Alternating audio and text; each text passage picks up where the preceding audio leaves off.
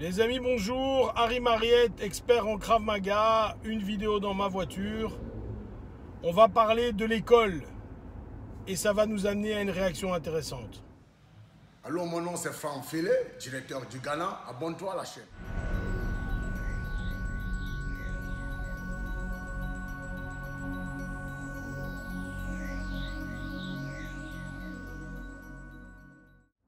Voilà les amis, j'ai regardé une vidéo qui était pleine d'enseignements, qui a été faite à la télé belge, sur des gens qui avaient des problèmes d'intégration, donc des adultes. Et ces adultes étaient dans l'enseignement et devaient apprendre des choses, évidemment. Et on voyait une altercation entre une professeure et un étudiant. Et je vais mettre l'extrait, je vais mettre l'extrait de la confrontation et puis je vais vous expliquer pourquoi ça a eu lieu. Je lui ai demandé son journal de classe, il a refusé de me le donner. Ouais, ça, c'est une faute grave. Oui. Mais pourquoi je veux ton journal de classe? J'ai rien fait de mal. Tu es prof ici, c'est un prof ici, il te demande le journal de classe, tu dois lui donner. Tu dois, c'est une obligation. Tu n'as pas lu le règlement d'ordre intérieur. Monsieur, s'il vous plaît. Madame Atef. Madame, tout le monde s'écrie. J'ai la haine maintenant. Madame Atef, je peux parler. Je peux parler, madame Atef, s'il vous plaît. Salah. Dans le règlement d'ordre intérieur, il n'est pas écrit. T'as pas le droit de crier sur moi, ok? J'ai la haine maintenant. Tu me laisses tranquille. Assieds-toi, s'il te plaît, assieds-toi. Assieds-toi. Fais pas sur moi maintenant, ok? Quoi que se passe? Tu penses que tu me respectes? Mais c'est pas ce que tu veux. Assieds-toi, Salah, s'il te plaît, t'énerve pour rien. Vous voyez comment? Il vaut mieux. Donc voilà, vous voyez ce qui s'est passé. Alors, tout arrive uniquement, ou tout arrive parce que le garçon là et l'autre garçon ont crié dans les couloirs et donc la professeure est venue et on en arrive là. Alors, moi, ça m'amène plein de réflexions parce que j'ai chopé cette vidéo sur Facebook et il y avait plein de gens qui disaient ceci. Oui, voilà, on en est là, l'enseignement, et où est-ce que ça va être plus tard? Comment est-ce qu'on va être plus tard? Et blabli et blabla. Déjà, à l'époque, Platon disait que les jeunes, on ne savait rien en faire et que l'avenir allait être morose et que tout allait à volo, etc., etc. Or, on a été dans l'espace, on a des iPhones et la vie ne s'en porte pas plus mal. Moi, ce qui m'intéresse, c'est de regarder le conflit entre les deux. Je rappelle que l'étudiant est adulte et donc la professeure également. Donc adulte plus de 18 ans et la professeure également, bien sûr. Et donc, il a commis une faute. Il a crié dans un couloir. Bon, pour moi, il n'a pas tué quelqu'un, mais bon, voilà, il a crié dans un couloir.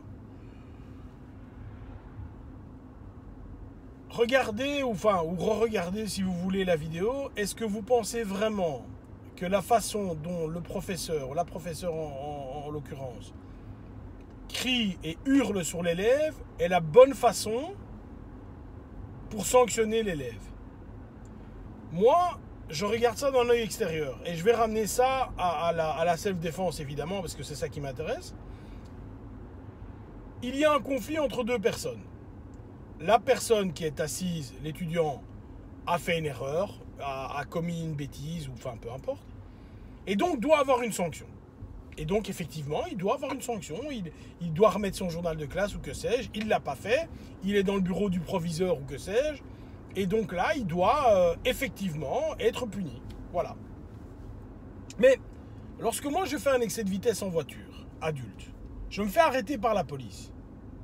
Je m'attends à ce que la police prenne mes papiers et m'inflige une amende. Ça, c'est la voie normale.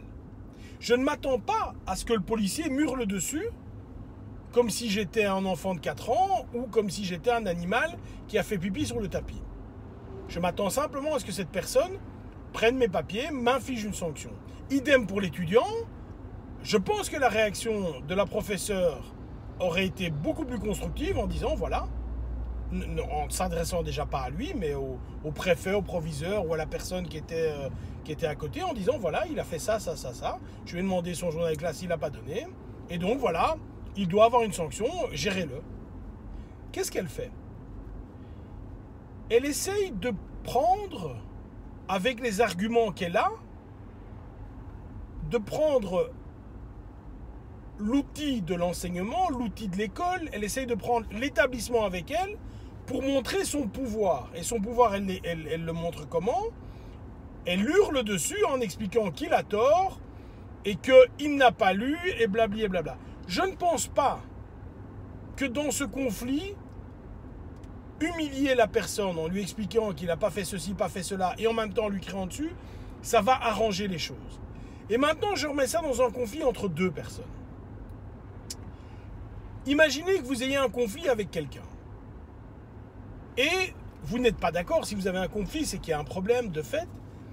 Est-ce que vous pensez vraiment que, en ayant l'attitude de cette dame, c'est-à-dire hurler sur la personne, est-ce que vous pensez vraiment que ça va déboucher autrement que sur la bagarre?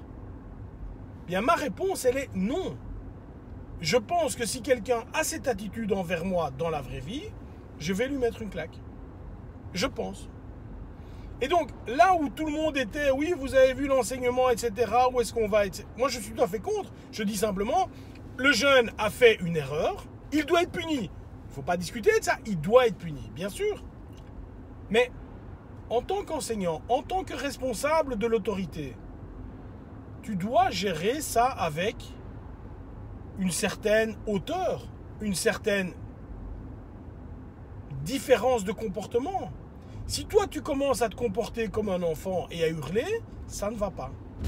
Et donc, je tiens à vous expliquer ceci, les amis. Lorsque vous avez un conflit avec les gens, il y a 2 ou 3 possibilités. La première possibilité, c'est de dire, je commence à hurler et je commence à vociférer, je fais des gestes, etc. parce que je veux montrer à l'autre, potentiellement, je peux m'énerver et je peux aller à la bagarre. Si c'est pour montrer ça à la personne, tu as le bon comportement. Tu as un autre comportement qui est de dire non, je ne suis pas d'accord avec toi, je reste correct et poli, je reste ferme dans mes décisions, je montre que je suis fort, mais je reste ferme. Je n'élève pas la voix, je regarde la personne dans les yeux, je suis fort dans ma décision. Et d'ailleurs, vous remarquez, dans les débats politiques, ceux qui s'en sortent le mieux en général, c'est ceux qui ont cette attitude-là. Ils sont en contradiction avec la personne en face, mais ils ne laissent pas les nerfs et l'émotion monter. Et la troisième possibilité, c'est de devenir complètement hystérique, hurler, alors que physiquement, tu es en position de faiblesse. Parce que vous l'avez bien compris, l'étudiant est évidemment plus fort que la dame. Et ça, pour moi, alors que tu penses avoir la loi avec toi, si l'étudiant s'était levé et avait mis un crochet dans le visage de la dame, même si elle a l'établissement avec elle, elle était quand même KO. Donc je pense que ce n'est pas une bonne chose. Donc s'il vous plaît les amis, en cas de conflit, que vous ayez raison ou tort, que vous ayez l'établissement, la loi, etc. avec vous ou contre vous, gardez une attitude digne. Ne vous mettez pas à hurler, ne vous mettez pas à vociférer, ne vous mettez pas à insulter, restez digne, restez fort. Sauf si votre intention est d'aller réellement en conflit. Et alors, effectivement, vous avez pris la bonne voie. Ok ? Bye bye.